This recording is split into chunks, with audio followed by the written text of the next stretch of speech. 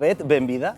Gracias. Que tal estades? Eu encantada con este día nubrado, co que despertamos hoxe, que quede así, por favor, o resto do verán. Pasaches calor durante a desconexión? Moito calor, moito calor. Non estamos afeitos a iso.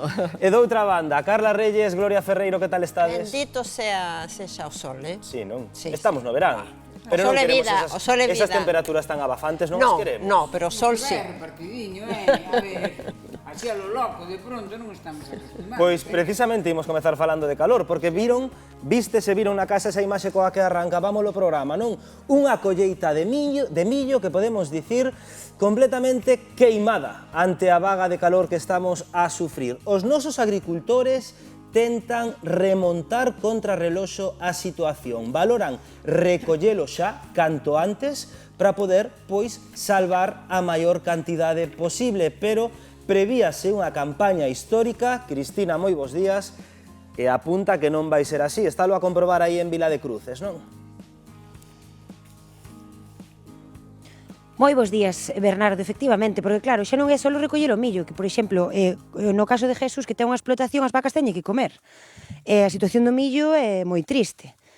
Quere espijar de forma natural, pero que non é capaz. Que pasou este ano co millo, Jesús? Contanos, a ver. Pois este ano o millo empezou xa relativamente mal, porque nós aquí aproveitan as parcelas para erva e millo, facemos cultivo rotacional, e entón, claro, pois como choveu tanto hasta mediados, finales de maio, non se dou recoller de erva, e despois houve que recoller erva, sembrar e tal, co cual o millo foi a finales de maio, junio. E desde aí, pois non choveu máis. Vamos a ver, este ano, o que pasou tamén é que estamos aquí tendo un problemiña rapidamente. Díganos, recorda un ano tan fastidiado como este? Eu así de tanta seca e tan mal para o millo non, porque a parte do calor, que levamos 10 días de calor bastante afogante, tuvo un aire que secou todo, que foi o gran principal de sequía. E como se presenta a solución este ano co millo? Que vai facer? Bueno, pois a solución, se non chove, a solución é comprar comida ou vender vacas, non hai outra. As vacas teñen que comer o que teñen que comer, e o millo, pois os candeiros que sembramos millo, pois é unha base fundamental para a comida das vacas, en torno ao 50% do que come unha vaca, pois vai en base a silo de millo, e entonces imos ter un serio problema. Que é o que me contaba antes, que o millo intenta crecer, non? El. Sí, o millo, como calquer planta ou calquer ser natural, intenta procrearse ou reproducirse, e entón ele intenta botar a espiga a esta altura, cando teria que ter 3 metros de altura para botar a espiga. O sea, que vos mirade como está ahora o millo e di que 3 metros. Sí, tiña que ter, se digo, unha planta normal de millo son 3 metros, 2,80, 3, 3,50, dependendo da zona e da variedade. Pero claro, este ano nada, o sea, unha produción que se podía coller nesta zona, que non é alá xa moi tal, de 40.000 kilos a hectárea, este ano se hai 20.000 e de mala calidad, porque non vai a ter espiga, o noso millo botase polo agrao, polo almidón, e non hai almidón. Pois xa vedes, compañeiros, moita paciencia e nada, e a ver que pasa. A Jesús que non lembra un ano tan seco pro millo, graciñas Cristina. Vila de Cruces é un exemplo, pero non é a única zona en Galicia na que o millo é un cultivo fundamental, Rocío. Así é. De feito, en Galicia, o millo é moito máis que un simple cereal, é o auténtico motor que alimenta a nosa gandeiría ata o punto de que unha vaca de alta produción pode inxerir máis de 40 kilos ao día de millo deste produto, o que nos dá pois xa unha idea da enorme cantidade necesaria para manter as explotacións en marcha.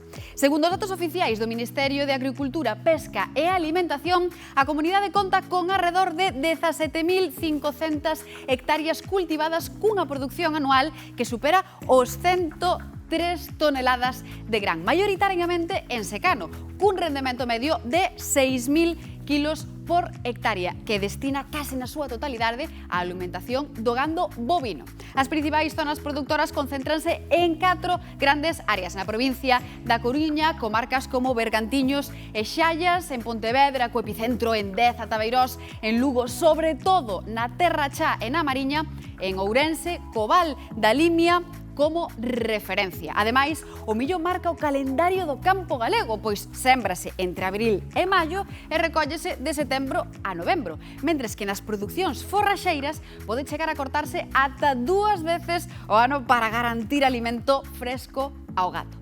Por iso, cada vez que vemos un campo de millo en Galicia, non só estamos vendo agricultura, estamos vendo a despensa das nosas vacas que van a alimentarse para o resto do que queda de ano. Claro, queremos calor, Graciña, Rocío, estamos na época, pero outro día falábamos de vacas afectadas, onte de galiñas afectadas e hoxe, Carla, de cultivos afectados, todo na súa xusta medida, deberá ser.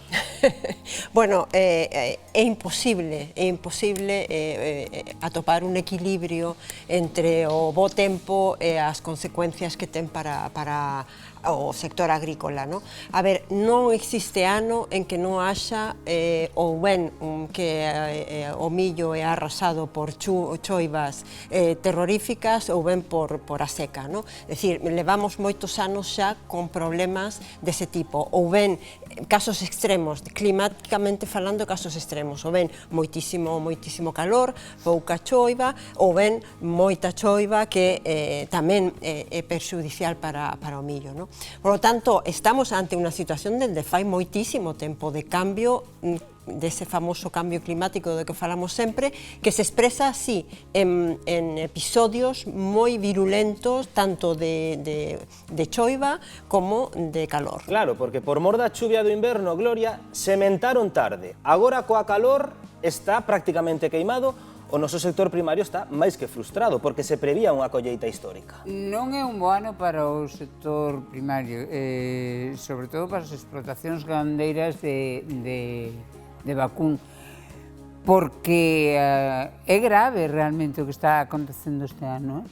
É realmente grave, porque na primavera xa a semente foi moi difícil. Lembrade que falamos, ademais, en máis dunha ocasión, da terra encharcada que non podían sementar. Despois, este calor tremendo que queimou, e ni siquiera, volvo a dicir, nin o trigo tremesino que aguanta o que lle boten. E tanto que queimou, porque para mostra un botón, estamos vendo en imaxes as espigas prácticamente sen cor. Efectivamente, pero mira as follas, non tens máis que ver as follas. O sea, que están pedindo auga que non poden, o sea, ves que están secas, eso non ten color.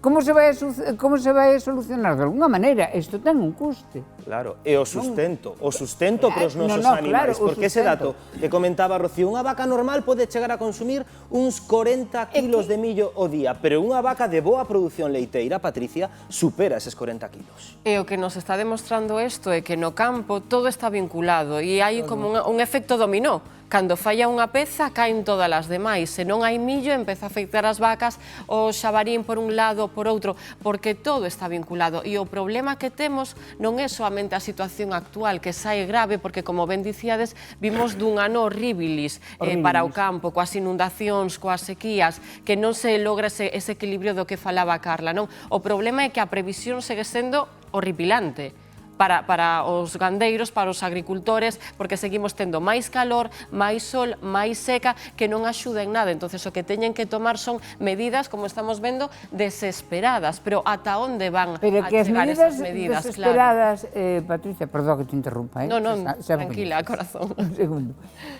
As medidas desesperadas son ser puntuais, e logo a xente, e cando digo a xente, xeralmente refiro máis a administracións, esquécelles. Non, aquí hai que facer un cambio de plantexamento xa, admitir dunha vez que o cambio climático está aí e é un feito.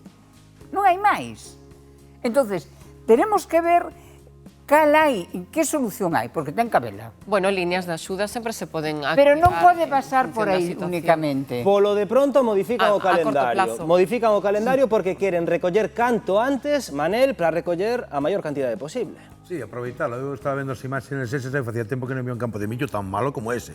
Pero paseu, indo cando vou para Ferrol, cando salgo de aquí, xa me fijaba estes días, non sabíamos que se iba a tocar ese tema, pero debe de ir por parcelas. Sí, por zonas, porque sí. aí hai un campo que está un pegado a outro, non sei se son do mismo propietario, se están sementados no mismo tempo, pero un está precioso e outro pouco máis dá que ese. Está un pegado ao outro. A verdad que esa. E non creo que un dos propietarios se puxera a regalo, porque un campo de millo non se rega, Claro. Sí.